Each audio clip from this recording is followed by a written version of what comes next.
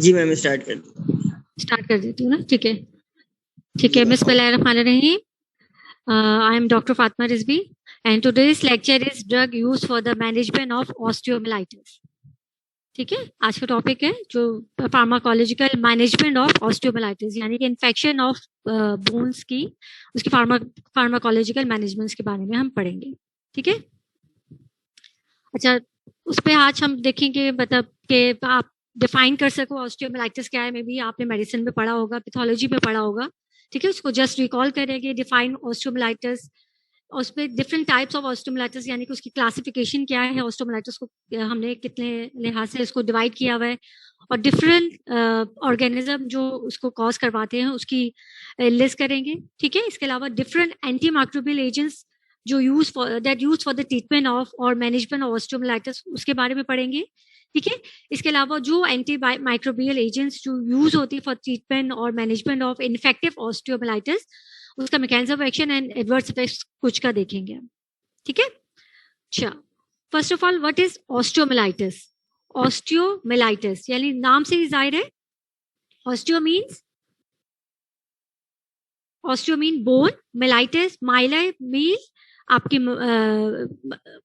आपकी माइलाइट टिश्यू, और itis means inflammation यानी कि बोन मैरो की और उसकी सराउंडिंग स्ट्रक्चर यानी कि पेरियोस्टम की भी इन्फेक्शन है या इन्फ्लेमेशन है सेकेंडरी टू माइक्रो ऑर्गेनिज्म। ठीक है, सेकेंडरी टू माइक्रो ऑर्गेनिज्म आपकी बोन मैरो और उसके सराउंडिंग टिश्यू या सॉफ्ट टिश्यू भी इवन इन्वॉल्व हो जाते हैं due to secondary to infection due to micro organism. ठीक है, अच्छा हमने ऑस्टियोमाइलाइटिस को क्लासिफाई हमने 3 बेसिस पे किया है। ठीक है, duration, mechanism and host response पे। ठीक है, duration, mechanism and host response पे के लिहाज से हमने इसको डिवाइड किया हुआ है।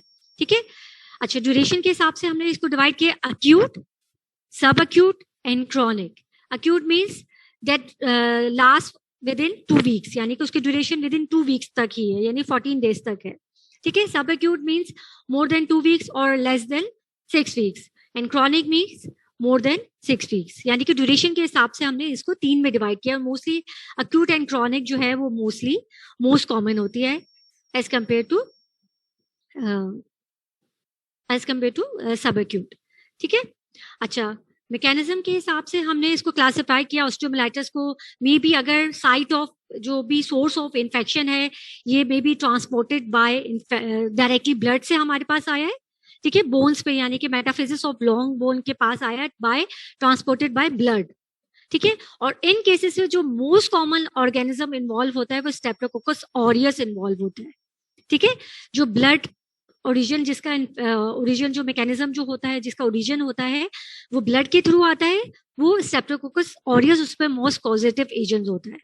ठीक है, कंटेजिनियस फैक्टर्स यानी कि अगर प्रीवियस सर्जरी है, कोई ट्रॉमा है, कोई वुंड है, ठीक है, मे बी आपकी पेरियोस्टियम जो है वो डैमेज है जिसकी वजह से वेस्कुलर टिश्यू जो है वो डैमेज है, तो उन पेशेंट्स पे सुपर ऑपर्चुनिस्टिक इन्फेक्शन है वो मोस्ट कॉमन होते हैं जिसमें माइकोबैक्टीरियल इन्फेक्शन और फंगल इन्फेक्शन होते हैं। ठीक है, आपके डायरेक्ट इनऑकुलेशन मींस के पेनिट्रेटिक इंजरी है यानी रोड ट्रैफिक एक्सीडेंट्स है या सर्जिकल कंटेमिनेशन हो गई है। ठीक है, अगर हमने अनस्टेरलाइज जो है वो इंस्ट्रूमेंट्स यूज किए हैं जिसकी वजह से आपके पास लोकली आपके पास वहां पे कंटेमिनेशन हो गई है, देन उसकी वजह से सेकेंडरी डायरेक्ट इनऑकुलेशन की वजह से आपके पास इन्फेक्शन हो सकती है। ठीक है, पोस्ट रिस्पॉन्स के बेस पे इस पे या तो सिस्टमिक हमारे पास जो है आपके पास इम्यून रिस्पॉन्स या सिस्टमिक ऐसी क्रॉनिक डिजीज है या इम्यून रिस्पॉन्स पेशेंट्स का या आपके ऑटोइम्यून डिजीजेस की वजह से सिस्टमिक आपके पास पेशेंट्स में प्री डिस्पोजिंग फैक्टर्स है जिसकी वजह से ऑस्टियोमाइलाइटिस हो सकता है उन पेशेंट्स में। जैसे माल नरिश पेशेंट है, आपके पास क्रॉनिक रीनल डिजीजेस है, हेपेटिक फेलियर है, डायबिटीज मेलाइटिस है। ठीक है, एसएलई है, ऑटोइम्यून डिजीजेस है। ठीक है, एक्सट्रीम ऑफ एजेस में है। ठीक है, उसमें सिस्टमिक एक होस्ट रिस्पॉन्स होता है जो प्री डिस्पोजिंग फैक्टर के तौर पे एक्ट करता है फॉर ऑस्टियोमाइलाइटिस में। लोकली अगर आपके लोकली बोन में कुछ वेस्कुलर कंप्रोमाइज है यानी पेरियोस्टम डैमेज हो चुकी है, क्रॉनिक लिम्फोडीमा है, एक्सटेंसिव स्कारिंग हो चुकी है उस जगह पे, रेडिएशन फाइब्रोसिस वहां पे बोन्स की, उस पर्टिकुलर बोन की हो चुकी है, या आपकी लोकल एरिया में न्यूरोपैथी है। लोकल एरिया में न्यूरोपैथी होगी तो वूंड जो है वो रिकरेंट होते रहेंगे, तो पेशेंट्स को पता भी नहीं चलेगा। वूंड होगा तो आपके पास जो आपकी सेकेंडरी टाइप की वो है, जो है वो इन्फेक्शन है, आपके जो अपॉर्चुनिस्टिक इन्फेक्शन है, वो आपके चांसेस उन पेशेंट्स पे ज्यादा होते हैं। यानी कि ऑस्टियोमाइलाइटिस को हमने 3 बेसिस पे डिवाइड किया है, duration, mechanism and host response में। ठीक है। अच्छा, जो कॉजेटिव एजेंट्स होते हैं मोस्टली उसमें स्टेप्टोकोकस ऑरियस होता है, और स्टेप्टोकोकस यानी कि स्टेप्टोकोकस ए एंड बी जो होता है वो मोस्टली होता है। अदर्स में हमारे पास एंटेरोकोकस होता है, सूडोमोनास ओरिजिनोसा होता है, साल्मोनेला होता है। ठीक है। और कुछ एनारोब्स होते हैं जो आपके डिफरेंट एज ग्रुप्स के लिहाज से आपके ऑर्गेनिज्म जो है वो इन्फेक्शंस करवाते हैं। ठीक है, इसको इस टेबल में मैंने बता दिया है। ठीक है, मेरे ख्याल से आपने ये, मैं इस वजह से जल्दी जा रही हूँ क्योंकि आपने ये मेडिसिन में ऑलरेडी कवर कर चुके हैं। ठीक है, इस वजह से मैंने इसको जल्दी लेके गई हूँ। ठीक है। अच्छा, अब सबसे पहले हम अक्यूट ऑस्टियोमाइलाइटिस, क्योंकि कॉमन जो है वो अक्यूट ऑस्टियोमाइलाइटिस है और क्रॉनिक ऑस्टियोमाइलाइटिस है। ठीक है, सबसे पहले हम अक्यूट ऑस्टियोमाइलाइटिस, उसमें पेशेंट्स पे कॉमन होता है और उसकी ट्रीटमेंट के ऑप्शंस क्या क्या है। ठीक है, मोस्ट कॉमन जो होता है ऑस्टियोमाइलाइटिस वो अक्यूट ऑस्टियोमाइलाइटिस ही होता है। ठीक है, और ये किन पेशेंट्स पे कॉमन होता है, ये चाइल्डहुड या इन्फेंट पेशेंट्स पे ज्यादा होता है, और मेल प्रीडोमिनेंस होती है इन पेशेंट्स में, यानी कि मेल बच्चों में ज्यादा कॉमन होगा। और जो लोकेशंस होगी, जो कॉमन साइड होगी, वो मेटाफेसिस ऑफ लॉन्ग बोन होगी। जो कॉमन साइट ऑफ इन्फेक्शन होगी, इन्वॉल्वमेंट होगी for acute osteomyelitis is metaphysis of long bone. और प्री डिस्पोजिंग फैक्टर क्या है, अगर बच्चों में चाइल्डहुड में माल नरिशमेंट है या अनहाइजेनिक सराउंडिंग की वजह से भी पेशेंट्स में उनमें माल नरिशमेंट की वजह से पेशेंट्स जो है, आपकी प्रोटीन डेफिशिएंसी की वजह से आपके पास मोस्टली पेशेंट जो है अम्यूनो कॉम्प्रोमाइज होते हैं, तो उनपे आपकी हेमेटोजेनियस और कंटेजिनियस दोनों टाइप ऑफ अक्यूट ऑस्टियोमाइलाइटिस हो सकता है, लेकिन मोस्टली ब्लड ट्रांसमिटेड ऑस्टियोमाइलाइटिस होता है, यानी कि अक्यूट हेमेटोजेनियस ऑस्टियोमाइलाइटिस होता है। ठीक है।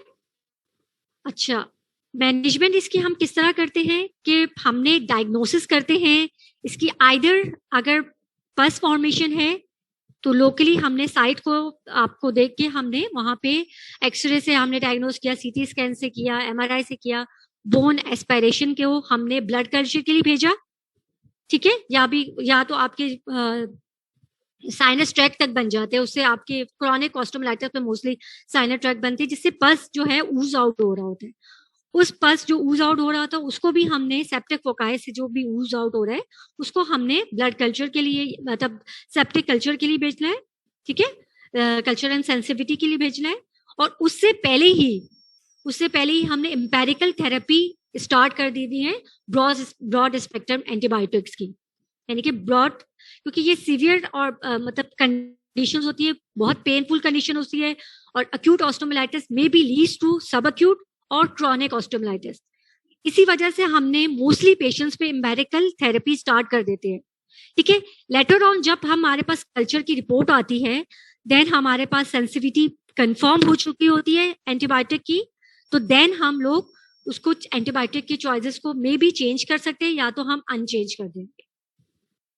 ठीक है, और मोस्टली अक्यूट ऑस्टियोमाइलाइटिस में एंटीबायोटिक्स बहुत अच्छी तरह काम करती है, उसमें हमने सर्जिकल इंटरवेंशंस की बहुत कम जरूरत पड़ती है। अगर मैंने अर्ली डायग्नोसिस कर लिया विद इन 48 आवर्स में, ठीक है, बिफोर एप्सिस और पस फॉर्मेशन के, यानी कि इवन हमारे पास थोड़ा बहुत पस बन गया लेकिन एप्सिस नहीं बना हो, ठीक है, लोकलाइज जो आपके पास पेरियोस्टियम में पस की जो कलेक्शन ऑफ पस जो है वो ना होगा, उससे पहले एंटीबायोटिक बहुत अच्छी तरह काम करेगी। ठीक है, उसमें हमने कोई सर्जिकल इंटरवेंशन की जरूरत नहीं होगी in case of acute osteomyelitis. But whenever there is abscess, ठीक है, व्हेनेवर देयर इज एब्सेस और वो पेरियोस्टम को और फर्दर पुल अप कर रही है और ब्लड सप्लाई को और कंप्रोमाइज कर रही है, ठीक है, उस केसेस में मुझे हम पेशेंट्स को सर्जिकल इंटरवेंशन यानी कि ड्रेनेज ऑफ हम एब्सेस करेंगे अंडर कवरेज ऑफ आईवी या पेरेंट्रल एंटीबायोटिक्स। ये चीज समझ में आई बेटा? यानी कि ये चीज समझ बेटा कि हमने अक्यूट ऑस्टोमाइलाइटिस पे मोस्टली आपकी ट्रीट होगा एंटीबायोटिक से, पेरेंटल एंटीबायोटिक्स हम देंगे, एम्पेरिकल देंगे। लेटर ऑन जब हमारे पास कल्चरल सेंसिटिविटी की रिपोर्ट आ जाएगी, देन हम उसको कंफर्म करके जो कल्चर रेजिस्टेंट और सेंसिटिविटी आई भी है उसको हम एंटीबायोटिक्स देंगे, ठीक है। लेकिन इन केस ऑफ एप्सिस उसमें हमने उसको सर्जिकल इंटरवेंशन करके एप्सिस को ड्रेन करेंगे, ठीक है। ड्रेनेज के बाद हमने अंडर कवरेज ऑफ एंटीबायोटिक्स उसको ड्रेन करेंगे, यानी कि हमने सर्जिकल इंटरवेंशन उसमें देनी होगी, ठीक है।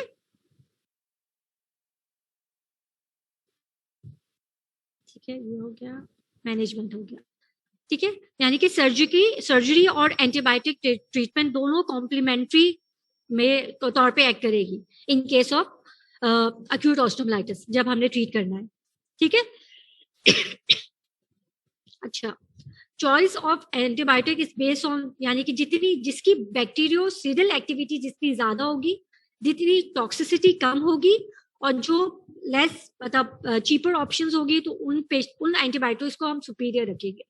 यानी कि चॉइस ऑफ एंटीबायोटिक जो बैक्टीरियोसिडल इफेक्ट्स रखे, हाईएस्ट सिडल इफेक्ट्स रखे, टॉक्सिसिटी जिसकी कम हो और मोर चीपर हो, तो उनको हम लोग सुपीरियर रखेंगे। इसके साथ साथ हमने सपोर्टिव ट्रीटमेंट भी देंगे। सपोर्टिव ट्रीटमेंट मींस कि हमने एनाल्जेसिक्स और आईवी फ्लूइड्स के को भी देंगे, क्योंकि बहुत पेनफुल कंडीशन है, ये बहुत पेनफुल कंडीशन है, और जिसकी वजह से पेशेंट्स को हमने अंडर एनाल्जेसिक्स रखना होगा, ठीक है। May be narcotic analgesic, in severe cases में हम नार्कोटिक एनाल्जेसिक यानी ओपियोइड्स डेरिवेटिव्स भी उन पेशेंट्स को देना पड़ जाएगा, ठीक है। अच्छा, एंटीबायोटिक थेरेपी में बता चुकी हूँ, बैक्टीरियोसिडल ड्रग्स को हम सुपीरियर रखेंगे। और रोल ऑफ एंटीबायोटिक क्या है कि ये स्टॉप करेगा spread of infection to the healthy bone, यानी कि वो ऑस्टियोमाइलाइटिस जो बोन इन्वॉल्व हो चुकी है, जो मेटाफिजिस ऑफ, अगर for example metaphysis of long bone हो चुका है, तो वो हेल्दी बोन जो है, जो एंड है ऑफ बोन्स है, यानी कि हेल्दी बोन्स में उस स्प्रेड ऑफ इन्फेक्शंस को रोकेगी। मेटाफिजिस इन्वॉल्व है तो वो एंड ऑफ जो पेरियोस्टोम है या एंड ऑफ बोन्स है, उसको वहां पे स्प्रेड को रोकेगी। इसके अलावा ये acute फ्लेयर्स in case of chronic osteomyelitis, mostly chronic osteomyelitis में क्या होता है कि वो सीवियर कंडीशंस होती है, उसमें आपके पास नेक्रोटिक बोन्स होती हैं, उसमें आपके पास न्यूली बोन्स भी न्यू फॉर्म भी हो चुकी होती है, तो उन केसेस पे एंटीबायोटिक काम नहीं करती, उन केसेस पे हमने सर्जिकल इंटरवेंशंस करते हैं।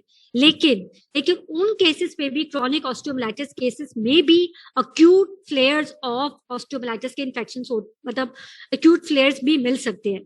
तो in case of chronic osteomyelitis we will give antibiotic to control acute flares, ठीक है, to control acute flares or prevent the formation of abscess, reformation of abscess।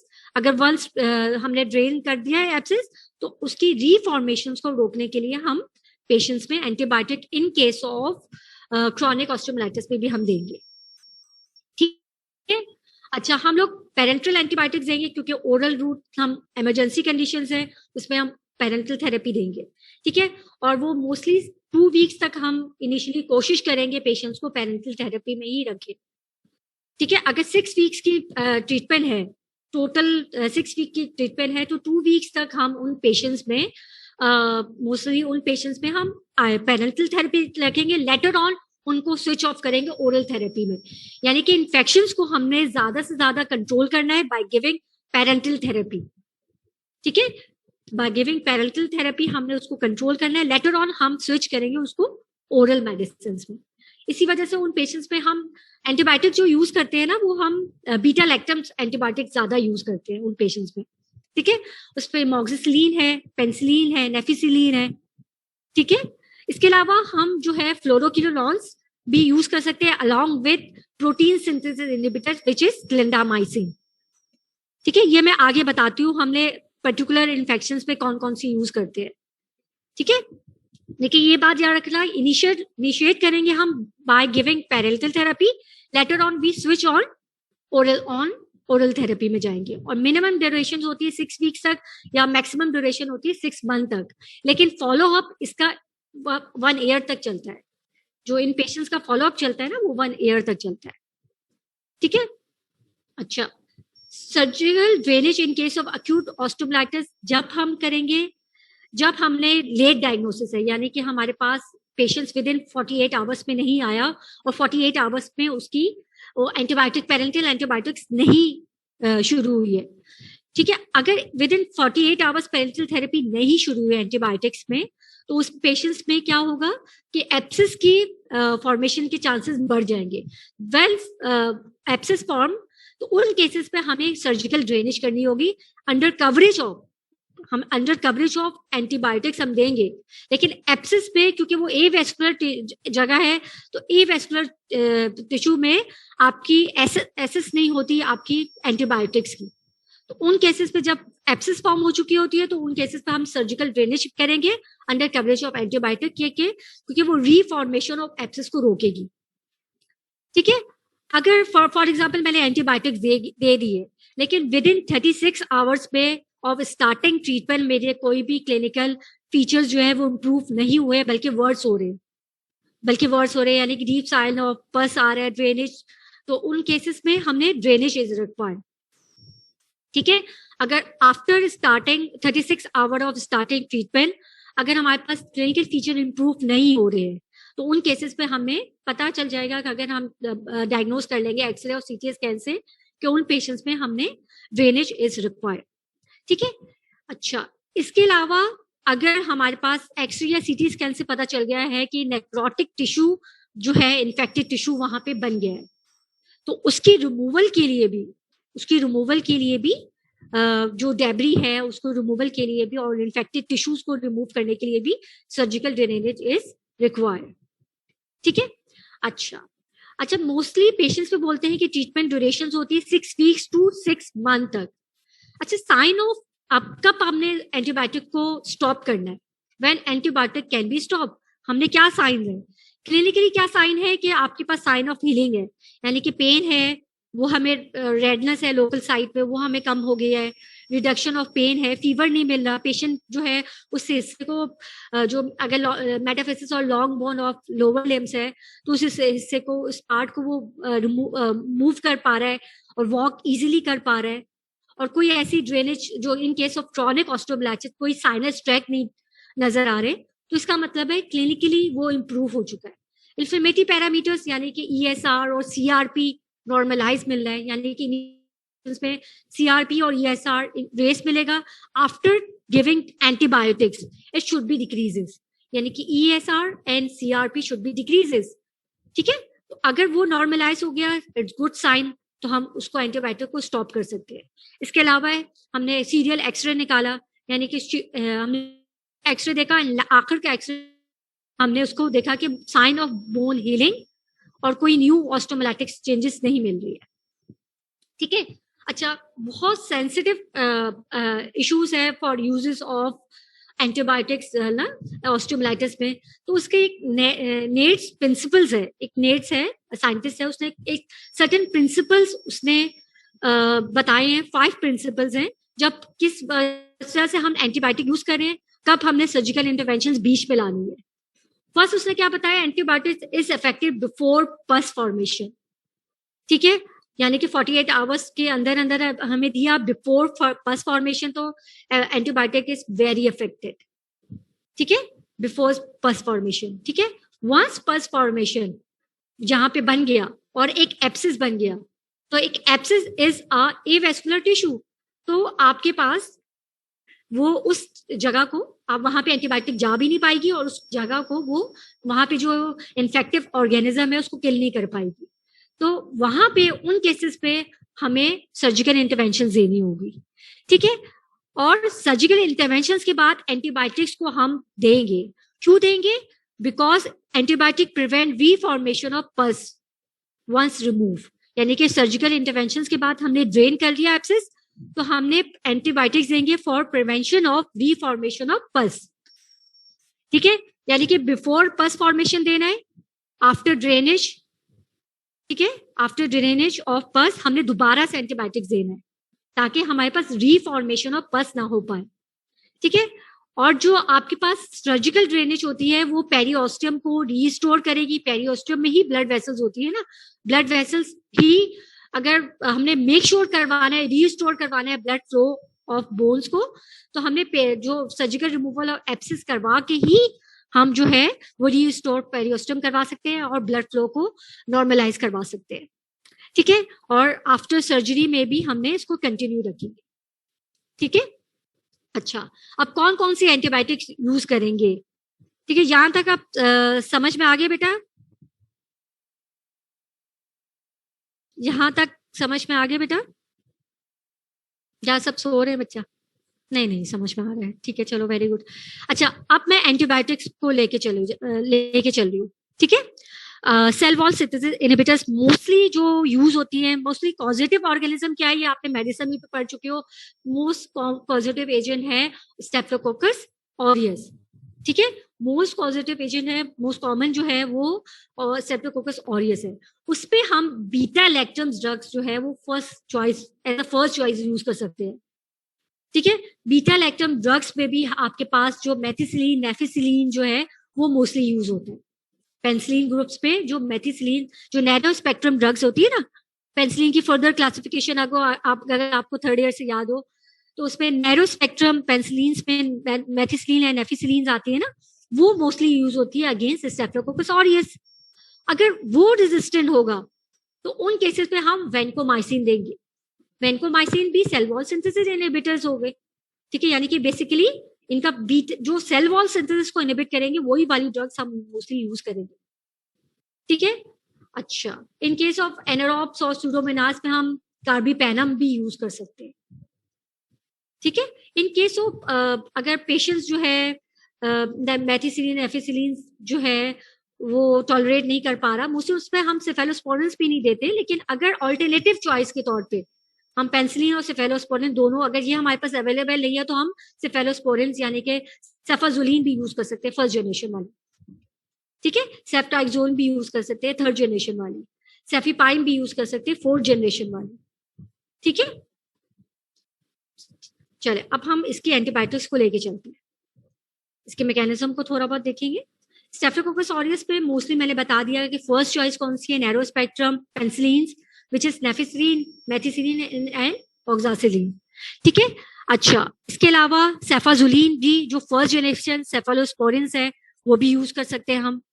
ठीक है, अच्छा इसके अलावा हमारे पास ऑल्टरनेटिव रिजीम्स क्या है, फर्स्ट चॉइस तो ये दोनों होंगे, यानी कि सेफेलोस्पोरिन्स की first generation and narrow spectrum penicillin. Alternative regimes क्या है कि हम थर्ड जनरेशन सेफेलोस्पोरिन भी यूज कर सकते हैं एंड प्रोटीन सिंथेसिस इनहिबिटर्स यानी कि क्लिंडामाइसिन भी यूज कर सकते हैं उन पेशेंट्स में। ठीक है, यानी कि क्लिंडामाइसिन भी उन पेशेंट्स में यूज कर सकते हैं।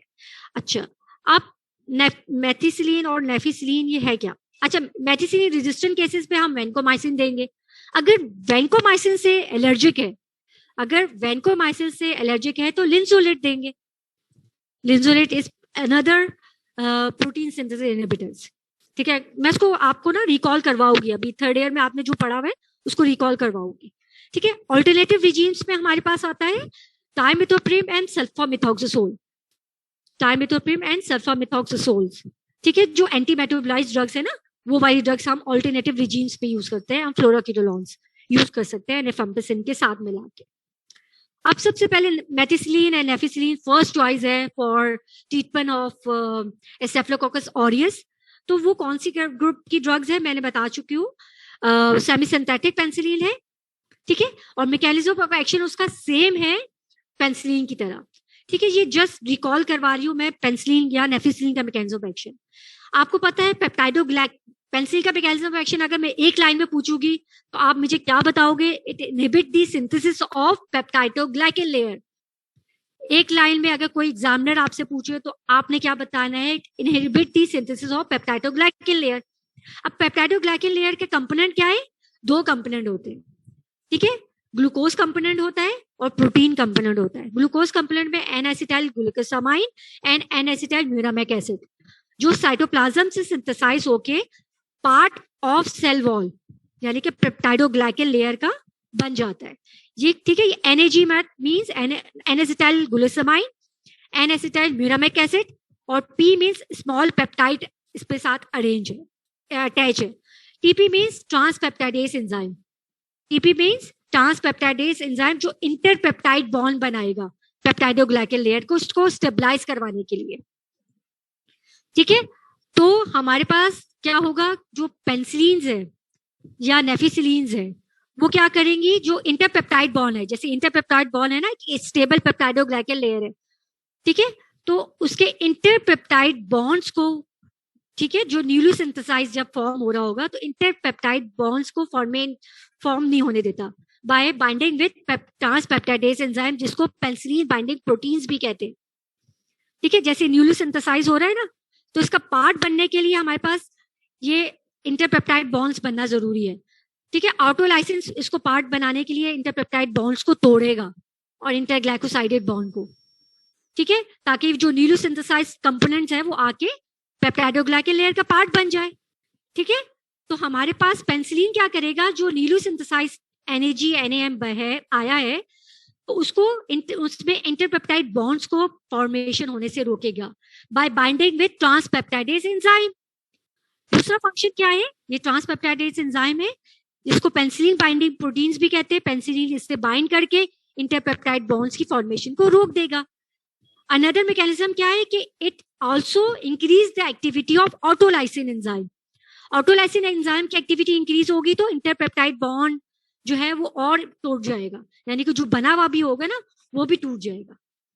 ठीक है, ये समझ में आया बेटा? नहीं, आपको डोज रिमेंबर नहीं करनी है बेटा, मेडिसिन के हिसाब से आपने डोज रिमेंबर करनी होगी, लेकिन फार्मा में आपने डोज रिमेंबर नहीं करनी। आपको ये समझ में आया mechanism of action of penicillin या नेफिसिलिन? अगर कोई एक लाइन में पूछेगा तो मैं ये कॉन्सेप्ट क्लियर करने के लिए एनिमेशन मैंने यहाँ पे डाली है। ठीक है, ताकि आप बता पाओ कि ये पेप्टाइडोग्लाइकन लेयर की सिंथेसिस को इनहिबिट करता है बाय बाइंडिंग विद ट्रांसपेप्टाइडेज एंजाइम। ठीक है, अच्छा, इसका जो मोस्ट कॉमन एडवर्स इफेक्ट्स है वो हाइपरसेंसिटिविटी होता है। जैसे पेनिसिलिन का जो मोस्ट कॉमन एडवर्स इफेक्ट्स होता है वो हाइपरसेंसिटिविटी होता है, लेकिन नेफिसिलिन के अदर साइड इफेक्ट्स होता है कि वो ओरल थ्रश भी करवा सकता है, एग्नुलोसाइटोसिस एंड न्यूट्रोपीनिया भी करवा सकता है। ठीक है, अच्छा, डोजेस आपने याद नहीं करनी है। ठीक है, मैं एक दफा फिर से बता रही हूँ। अच्छा, vancomycin in case of resistant to nafcillin है। अच्छा, सेफेलोस्पोरिन का भी वही मैकेनिज्म ऑफ एक्शन है जो पेनिसिलिन का है, क्योंकि दोनों बीटा लैक्टम ड्रग्स हैं, दोनों का मैकेनिज्म ऑफ एक्शन सेम है।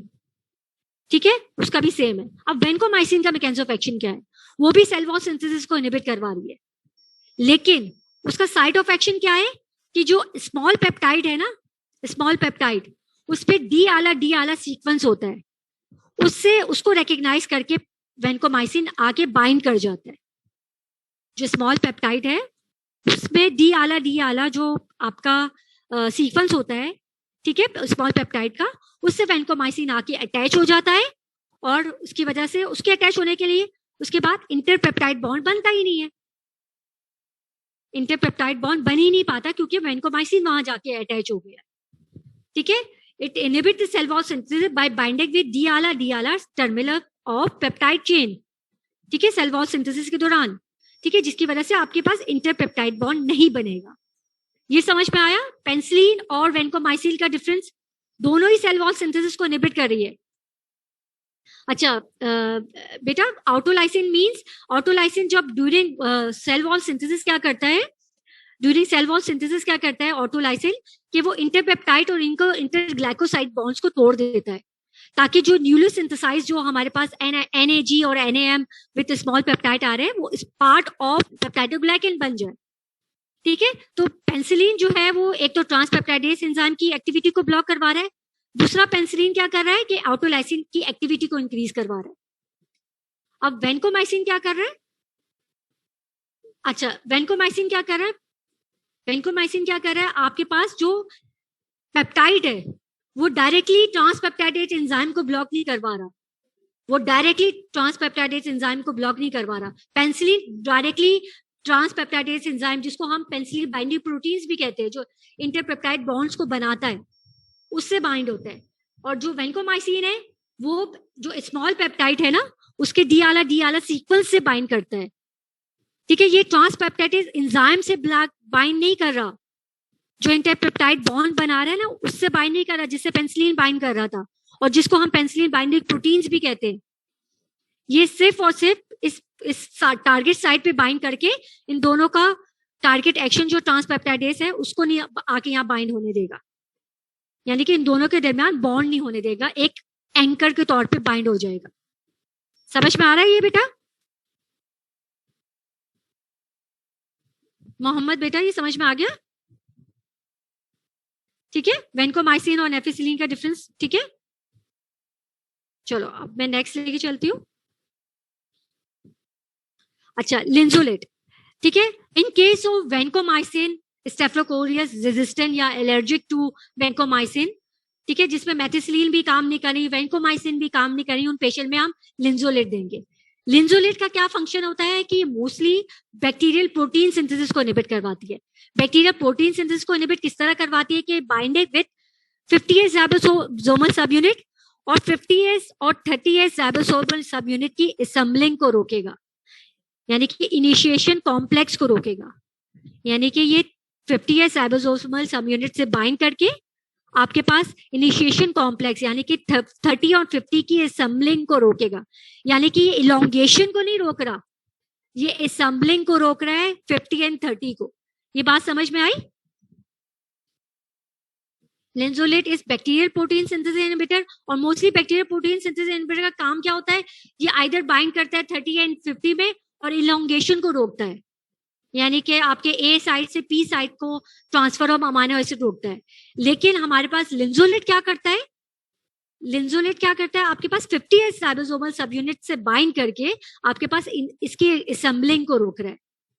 ठीक है, assembling of 30 with 50S ribosomal सब यूनिट, यानी कि inhibit the formation of initiation complex. ये समझ आ गया बेटा? ठीक है, लिंजोलेट का मैकेनिज्म ऑफ एक्शन अगर पूछना है तो आप मुझसे पूछ सकते हो। ठीक है, ये जनरली वेल टॉलरेटेड होता है। ठीक है, जो मोस्टली जो आपके कॉमन साइड इफेक्ट्स है जैसे diarrhoea, nausea, vomiting, headache, insomnia, rash वगैरह मिल सकते हैं। लेकिन वो सीरियस साइड इफेक्ट्स जो मिल सकता है वो माइलो सप्रेशन मिल सकता है, यानी कि न्यूट्रोपीनिया मिल सकता है, एप्लास्टिक एनीमिया के तौर पे भी मिल सकता है। ठीक है, और जनरली ये रिवर्सिबल होता है, अगर पेशेंट्स में हमें डिसकंटिन्यू भी करवा देंगे तो दोबारा से रिवर्स हो जाएगा। और ऑप्टिक न्यूरोपैथी मिल सकती है, पेरिफेरल न्यूरोपैथी मिल सकती है उन पेशेंट्स में। ठीक है, लैक्टिक एसिडोसिस मिल सकता है। ठीक है, अच्छा, ऑल्टरनेटिव चॉइस में हमारे पास कोट्राइमोक्सोल आ रहा था, यानी कि सल्फामेथोक्सोसोल एंटीमेटोब्लाइक ड्रग्स में ना सल्फामेथोक्सोसोल एंड ट्राइमेथोप्रिम भी आ रहा था। Alternative choice for the treatment of Streptococcus और अक्यूट ऑस्टियोमाइलाइटिस में हम यूज कर सकते हैं। उसका मैकेनिज्म क्या है कि ये आपके पास दो ड्रग्स है, इसमें सल्फोनामाइड्स है एंड ट्राइमेथोप्रिम की कॉम्बिनेशन को कहते हैं कोट्राइमोक्सोसोल। ठीक है, सल्फोनामाइड्स फर्स्ट स्टेप ऑफ आपके पास जो फॉलिक एसिड की सिंथेसिस का जो फर्स्ट स्टेप होता है ना वो ब्लॉक करता है, यानी कि डाइहाइड्रोक्लोराइड सिंथेसिस को ब्लॉक करके आपके पास पाबा एंड ग्लूटामेट की जो है इनकॉर्पोरेशन को रोकता है, यानी कि फर्स्ट स्टेप ऑफ टेरिडीन और पाबा की इनकॉर्पोरेशन को रोक के first step of folic acid को सिंथेसिस को रोकता है। और ट्राइमेथोप्रिम जो हमारी बॉडी में भी होता है, जो लास्ट स्टेप जो होता है ना एक्टिवेशन का स्टेप टेट्राहाइड्रोफॉलिक एसिड का, उसको रोकता है। यानी कि कोट्राइमोक्सोसोल हमने कंबाइन देंगे तो एक तो सिंथेसिस ब्लॉक हो जाएगी बैक्टीरिया में फॉलिक एसिड की, और उसकी अगर सिंथेसाइज ऑल्टरनेटिव रूट से हो भी गया तो उसकी एक्टिवेशन नहीं हो पाएगी। ठीक है, और ये ऑल्टरनेटिव चॉइस, अगर हमारे पास वेंकोमाइसिन काम नहीं कर रहा, हमारे पास सेफेलोस्पोरिन काम नहीं कर रहा, हमारे पास पेनिसिलिन काम नहीं कर रही, हमारे पास वेंकोमाइसिन काम नहीं कर रहा, लिंजोलेट काम नहीं कर रहा, तो उसमें हम एंटीबायोटिब्लाइट्स की चॉइसेस को ऊपर रखेंगे। अगर वो भी हमारे पास नहीं काम कर रहा तो हमारे पास फ्लोरोकिलोनॉन्स भी है, सिप्रोफ्लॉक्सासिन है, वो ब्रॉड स्पेक्ट्रम है, वो भी हम यूज कर सकते हैं। यानी कि अगर वाइवा में आप जो है आपने बीटा लैक्टम ड्रग्स को पहले बताना है, लेटर ऑन आपने बीटा लैक्टम ड्रग्स में हमारे पास सेफेलोस्पोरिन और पेनिसिलिन दोनों आएगी। ठीक है, लेटर ऑन आपने फिर बताना है कि मे बी उसमें कोट्राइमोक्सोसोल यूज कर सकते हैं, फ्लोरोकिनोलॉन्स यूज कर सकते हैं। ठीक है, लेकिन बताना है प्लीज बच्चा, बताना है कि ये चॉइसेस है हमारे पास। ठीक है, अच्छा, फ्लोरोकिनोलॉन्स का मैकेनिज्म ऑफ एक्शन क्या है कि ये न्यूक्लिक एसिड सिंथेसिस इनहिबिटर है। अच्छा सॉरी बेटा, अब आवाज सही आ रही है? अच्छा, फ्लोरोक्विनोलॉन्स जो है वो bacterial protein DNA synthesis inhibitor है। ये डीएनए गायरेज यानी कि टोपोआइसोमेरेज 4 एंड 2 को ब्लॉक करवा के आपके पास डीएनए सिंथेसिस को ब्लॉक करवाता है। अब किस तरह करवाता है ये मैं आपको पिक्चर में बताती हूँ, ठीक है। अच्छा, जब भी डीएनए रेप्लिकेशन होती है, ठीक है, डीएनए रेप्लिकेशन होती है तो एक डीएनए रेप्लिकेशन फॉग बनता है, ठीक है। डीएनए रेप्लिकेशन फॉग बनता है ना, तो डीएनए जो गायरेज या टोपोआइसोमेरेज 4 का काम क्या होता है कि वो प्रॉपर जो है उस पर जो सुपर क्वाइलिंग जो होती है ना, अगर मैंने रेप्लिकेशन फॉग हो जाता है ना, उसके पीछे वाली जो क्वाइल्स होते हैं ऑफ डीएनए उस पर सुपर क्वाइलिंग हो जाती है, उसमें सुपर क्वाइलिंग हो जाती है। तो टोपोआइसोमेरेज 2 का काम क्या है कि वो सुपर क्वाइलिंग को रोकता है। जो रेप्लिकेशन फॉग के पीछे जो डीएनए स्ट्रैंड बन रहा है ना, उसमें से टेलीफोन की तार एक गुच्छा सा नहीं बन जाती, इसी तरह रेप्लिकेशन फॉग के पीछे जो वाले डीएनए स्ट्रैंड है वो एक गुच्छे के तौर पे बन जाते हैं, तो सुपर क्वाइलिंग हो जाती है, जिसे सुपर क्वाइलिंग कहते हैं। तो उसको रोकता है डीएनए गायरेज एंजाइम। तो हमारे पास जो फ्लोरोक्विनोलॉन्स ड्रग है वो बैक्टीरियल डीएनए गायरेज एंजाइम को ब्लॉक करवा के सुपर क्वाइलिंग को इंक्रीज करवाती है। सुपर क्वाइलिंग इंक्रीज होगी तो प्री मेच्योर जो है वो रप्चर ऑफ डीएनए स्ट्रैंड हो जाएगा, यानी कि डीएनए रेप्लिकेशन के दौरान ही डीएनए जो फॉक है मतलब डीएनए स्ट्रैंड है वो टूट जाएगा। टोपोआइसोमेरेज 4 का काम क्या है, या कि वो आपके पास जो डीएनए आपके पास बन गया है, एक डीएनए स्ट्रैंड रेप्लिकेट हो चुका है, सेपरेट हो चुका है, तो डॉटर सेल में मेक श्योर करवाता है कि वो इक्वल अमाउंट में जाए ये एंजाइम। अगर ये वाला एंजाइम भी मैंने ब्लॉक करवा दिया, ये वाला एंजाइम भी मैंने ब्लॉक करवा दिया, तो हमारे पास ये एंजाइम भी ब्लॉक करवा दिया तो हमारे पास proper distribution of DNA strand नहीं हो पाएगी टुवर्ड्स दी डॉटर सेल्स।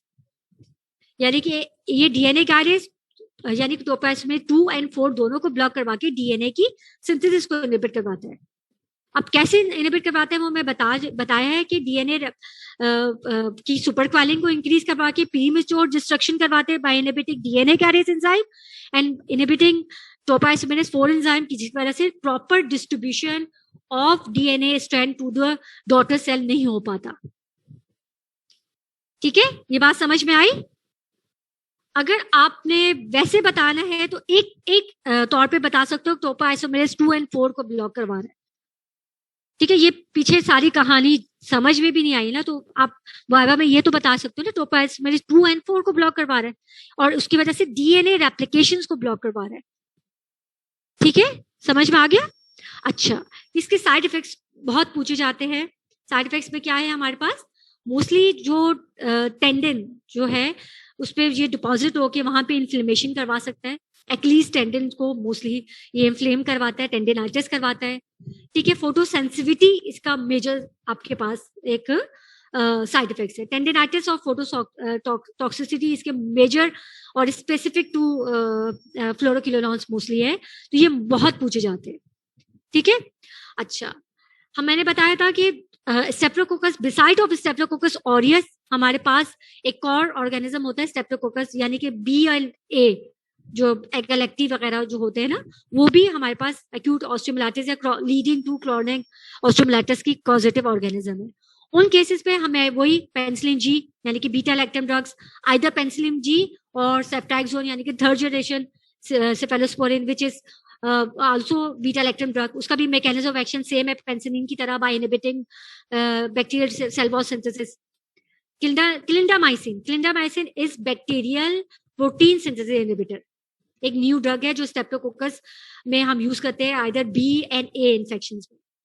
इसका काम क्या है कि ये 50S राइबोसोमल सब यूनिट में बाइंड करके जो ए एक्सेप्टर और पी साइड में यानी कि ए और पी साइड में जो इलोंगेशन ऑफ प्रोटीन्स होती है ना, जो अमाइनो एसिड की चेंज ट्रांसपोर्ट हो रही थी, ठीक है, तो उस पे अगर पहला एक्सेप्टर्स आता है ए साइड पे अमाइनो एसिड, देन वो ट्रांसफर होता है पी साइड में, फिर ए साइड खाली होती है, फिर दोबारा न्यूली अमाइनो एसिड आता है, तो वो दोबारा यहाँ पे एक चेन बनती है, फिर आपके पास न्यूली प्रोटीन सिंथेसाइज हो जाती है। तो आपके पास ये पी साइड पे बांध करके क्लिंडामाइसिन आपके पास इलोंगेशन ऑफ प्रोटीन सिंथेसिस को ब्लॉक करवा देती है bye binding with 50S ribosomal सब यूनिट, ठीक है, लिंजोलेट का मैकेनिज्म क्या था कि वो समलिंग को रोक रहा था, यानी कि 50S और 30S राइबोसोमल को एक दूसरे से बाइंड ही नहीं करने दे रहा था, यानी कि जो इनिशिएशन कॉम्प्लेक्स है ना उसी को नहीं बनने दे रहा था, उसी को नहीं बनने दे रहा था इनिशिएशन कॉम्प्लेक्स को।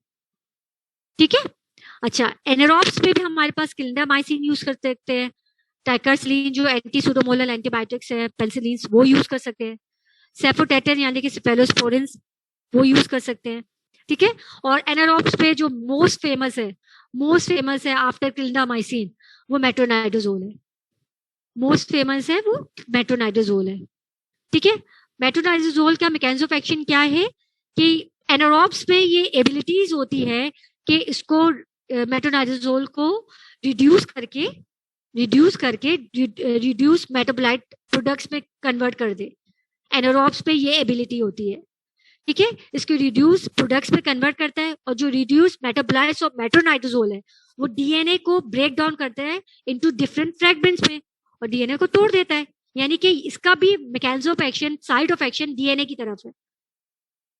ठीक है, इसका mechanism of action simple words में याद करने के लिए है क्या है, और ये याद करने के लिए कि ये मोस्टली एनारोब्स पे काम करता है, कि ये एनारोबिक में एबिलिटी होती है कि ये मेट्रोनाइडोजोल को रिड्यूस करवा के रिड्यूस मेटाबोलाइट्स पे कन्वर्ट करवाए, एंड देन जो रिड्यूस मेटाबोलाइट्स है वो डीएनए को डिफरेंट फ्रैगमेंट्स में तोड़ देती है।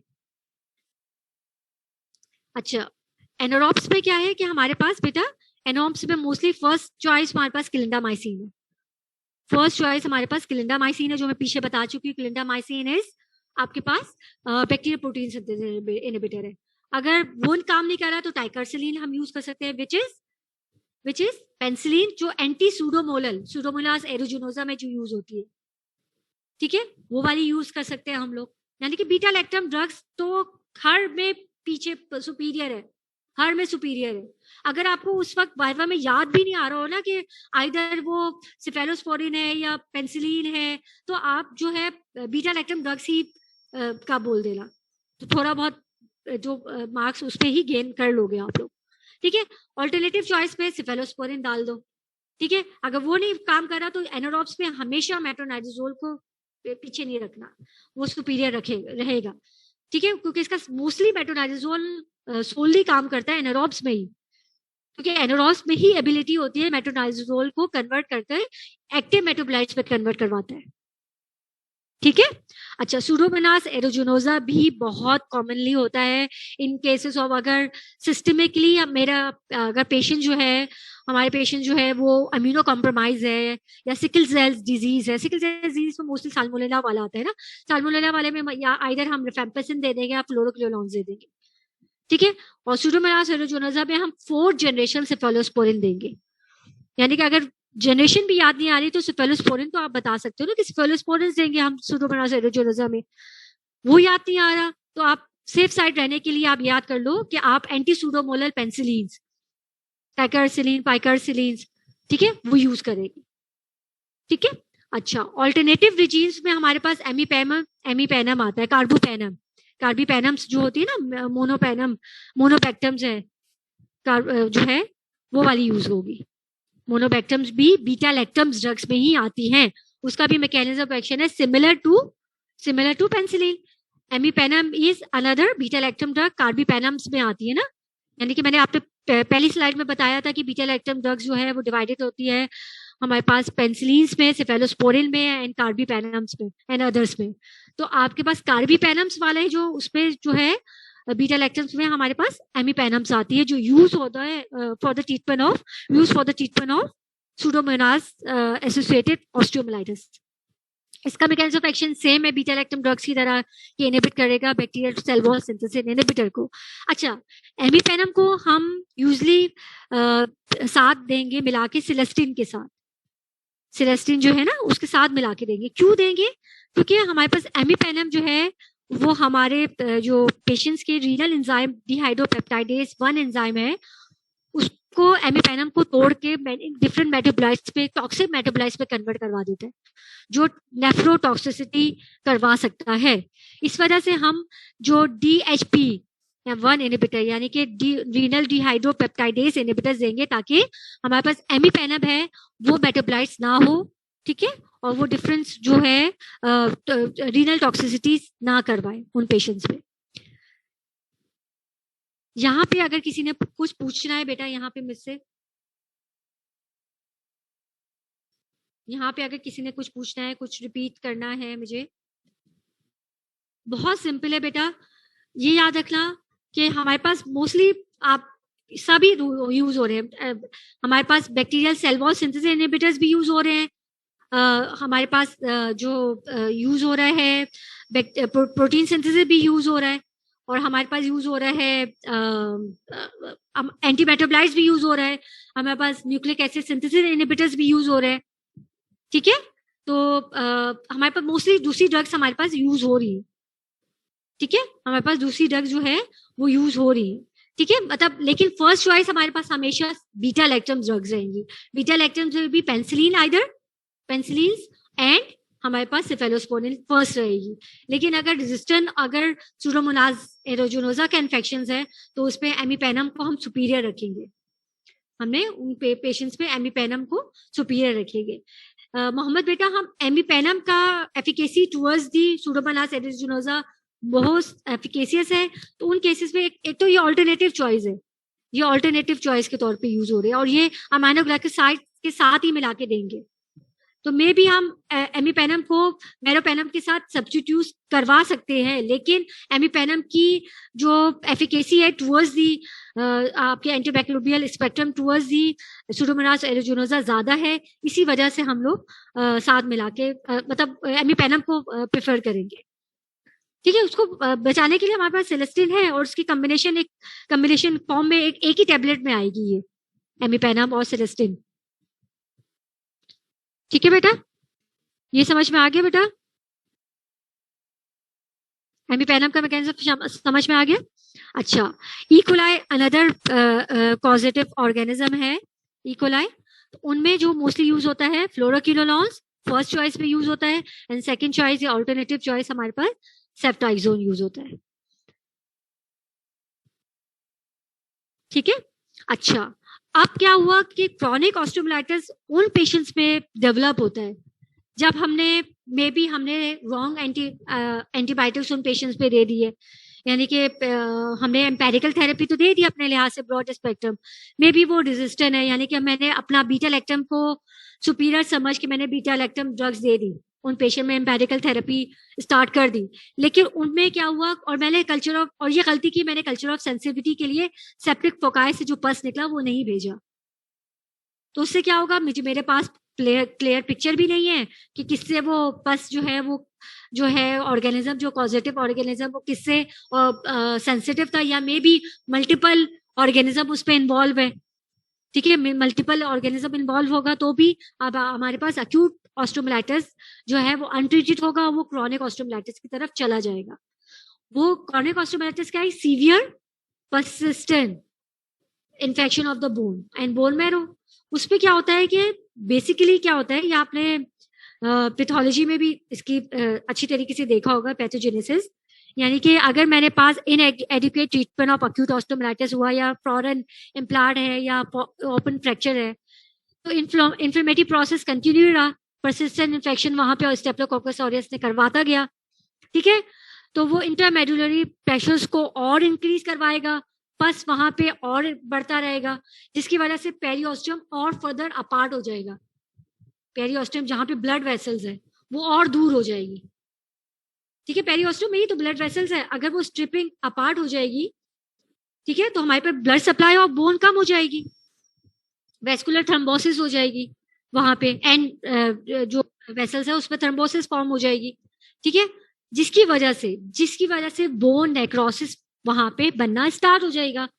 ठीक है, जिसे सेक्वेस्ट्रम कहते हैं बोन नेक्रोसिस को। और उसके पास ऊपर हमारे पास क्या हो जाए, न्यूली जो है बोन फॉर्मेशन स्टार्ट हो जाएगी, सेक्वेस्ट्रम। ठीक है, और न्यूली बोन फॉर्मेशन स्टार्ट हो जाएगी, और साइनस ट्रैक यानी कि जो एक्जुगेट और जो पस है, तो उसको ड्रेन आउट करने के लिए ही हमारे पास ड्रेनेज सिस्टम खुद ब खुद डेवलप हो जाएगा, जो साइनस ट्रैक हो जाएगा, जो बाहर निकल रहा होगा। यानी कि बोन नेक्रोसिस है, न्यूली बोन फॉर्म बन रहा है, और साइनस ट्रैक बन रहा है जो एप्सिस को बाहर निकाल रहा है। 3 साइंस है, ऑफ क्रोनिक ऑस्टियोमाइलाइटिस पे। तो इस पे तो फर्स्ट चॉइस हमने रखना ही है कि हमने इसको जो भी डेब्री बन चुका है, जो बोन नेक्रोसिस है जिसे सेक्वेस्ट्रम कहते हैं, उसको रिमूव करना है। हमने रेडिकल बहुत अच्छी वाली डेब्रीज जो भी नेक्रोटिक टिश्यू है उसको रिमूव करना है। ठीक है, इन्फेक्टिव टिश्यू को रिसेक्ट करना है और इवन कुछ पार्ट ऑफ सॉफ्ट टिश्यू को भी रिसेक्ट करना पड़ेगा। ठीक है, even more than 5 mm margin को भी हमने रिसेक्ट करना पड़ेगा। यानी कि बेसिकली क्रोनिक ऑस्टियोमाइलाइटिस में फर्स्ट चॉइस हमारे पास सर्जिकल ही रहती है। ठीक है, लेकिन हमारे पास एंटीबायोटिक्स पहले भी बताया जाएगा, नेट्स जो प्रिंसिपल्स है कि आफ्टर मतलब बिफोर 10 डेज सर्जरी के बिफोर 10 डेज पे भी हमने प्लान अगर हमने बनाना है 10 डेज में, तो उसमें एंटीबायोटिक्स हमने पेरिकल थेरेपी या कम्बिनेशन के साथ मिला के हमने ब्रॉड स्पेक्ट्रम यानी कि बीटा लैक्टम ड्रग्स है तो उसके साथ हमने ऑल्टरनेटिव रिजीम्स के साथ मिला के कम्बिनेशन ड्रग्स हमने एंटीबायोटिक्स की देनी पड़ेगी। अगर बिफोर 10 डेज नहीं हो पाया तो आफ्टर 10 डेज हमने मोस्टली देनी ही पड़ेगी। ठीक है, और आफ्टर 10 डेज में मे बी अगर पहले 10 दिन ना दे पाए तो उसकी ड्यूरेशन बढ़ जाएगी। अगर बिफोर 10 डेज ऑफ सर्जरी हमने पेशेंट को एंटीबायोटिक इन केस हमने दे दिए, इन केस ऑफ अगर ओपन फ्रैक्चर है और कोई एक्यूट ऑस्टियोमाइलाइटिस नहीं था और कोई history of uses of antibiotic नहीं है, ठीक है, और हमने प्लान बनाना है कि हमने इसको सर्जरी करनी है, तो उन केसेस में भी हमने 10 डेज बिफोर एंटीबायोटिक देंगे, क्योंकि वरना वहां पे स्प्रेड ऑफ इन्फेक्शन हो सकता है, सर्जरी की कॉम्प्लिकेशंस की वजह से अक्यूट फ्लेयर्स मिल सकते हैं। और आफ्टर सर्जरी भी हमने एटलीस्ट 6 वीक्स तक मिनिमम और मैक्सिमम 3 मंथ्स तक उन पेशेंट्स में एंटीबायोटिक को कंटिन्यू रखेंगे। और मोस्टली उन केसेस पे हमने क्लिंडामाइसिन एंड सेफेलोस्पोरिन्स को फर्स्ट चॉइस रखेंगे फॉर ट्रीटमेंट के। ठीक है, अच्छा, ये सर्जरी में आप लोगों ने पढ़ा होगा कि जब हमने बता दिया है कि हमने डेड स्पेस को रिमूव कर देना है, हमने डेड बोन्स टिश्यूज को रिमूव कर दिया है, डेब्रीज को रिमूव कर दिया है, और इतना डिब्राइवमेंट इतनी अच्छी कर दी है कि वहां पे एक डेड स्पेस आ गई है। तो उसको फिल करने के लिए भी हमारे पास डिफरेंट सर्जिकल ऑप्शंस हैं। वो आपने मेरे ख्याल से सर्जरी में पढ़े होंगे, ये मैंने ऐसे ही डाल दिया है कि उसमें फ्री बोन ट्रांसफर करेंगे, स्क्रीन ग्राफ्ट कर सकते हैं, मसल और मायोकुटेनियस फ्लैप्स वहां पे डाल सकते हैं, वैक्यूम ड्रेसिंग डाल सकते हैं, इवन हमारे पास एंटीबायोटिक ड्रेसिंग्स भी होती है, बीड्स जिसे कहते हैं, एंटीबायोटिक्स बीड्स होते हैं, वो भी डाल सकते हैं, हाइपरबैरिक ऑक्सीजन थेरेपी भी वहां पे कर सकते हैं। ठीक है, ये सर्जिकल ऑप्शंस है, ये आपकी फार्माकोलॉजिकल रिलेटेड नहीं है जी। Before surgery and after surgery दोनों में देनी है, और बिफोर सर्जरी अगर पॉसिबल है और आइडियली हमने 10 डेज बिफोर तक देनी है, माने कि और आफ्टर 10 डेज हमने सर्जरी को प्लान करना है। अगर ना ही हो पाएगा तो मे बी उस पर कॉम्प्लिकेशंस की चांसेस ज्यादा होगा, और मे बी आफ्टर सर्जरी जो है उसकी ड्यूरेशन हमने बढ़ानी पड़ जाएगी। आइडियली हमने बिफोर सर्जरी और आफ्टर सर्जरी दोनों ही देनी पड़ेगी।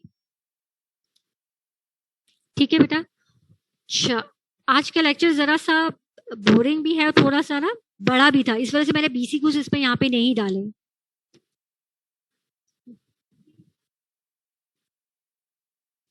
ठीक है, नेक्स्ट लेक्चर में जब इंशाल्लाह मैं दूसरा लेक्चर में मैं इंशाल्लाह बीसी कुछ एड अप कर दूंगी। अच्छा, यहाँ पे अगर किसी ने कुछ पूछना है मुझसे तो आप मुझसे चैट में पूछ सकते हैं। कुछ पूछना है तो बेटा आप मुझसे पूछ सकते हो।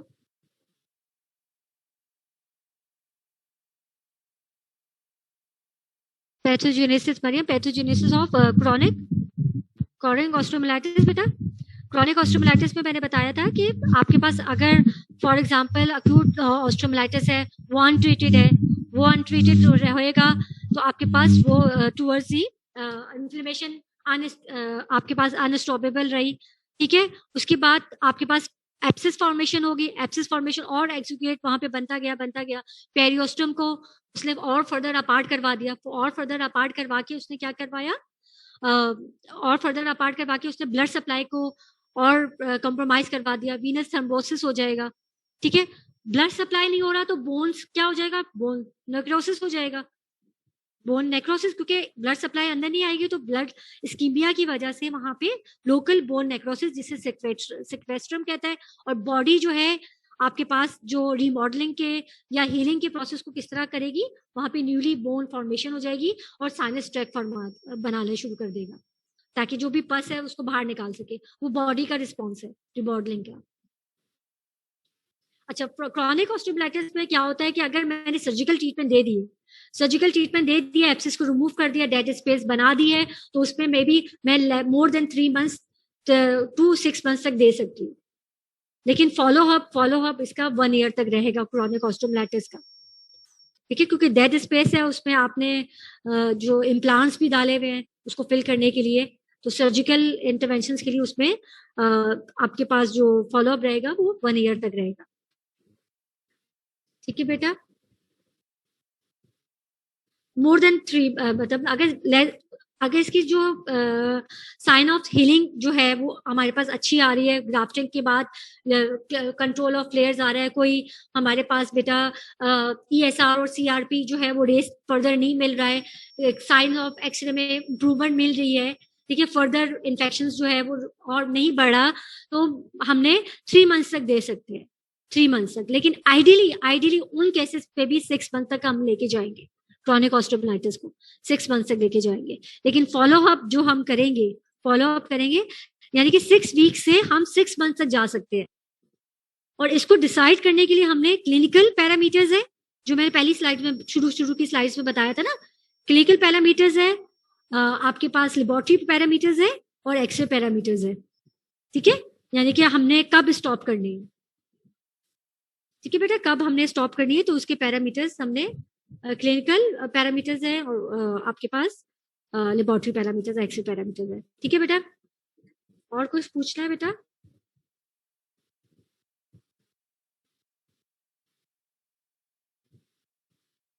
थैंक यू बेटा।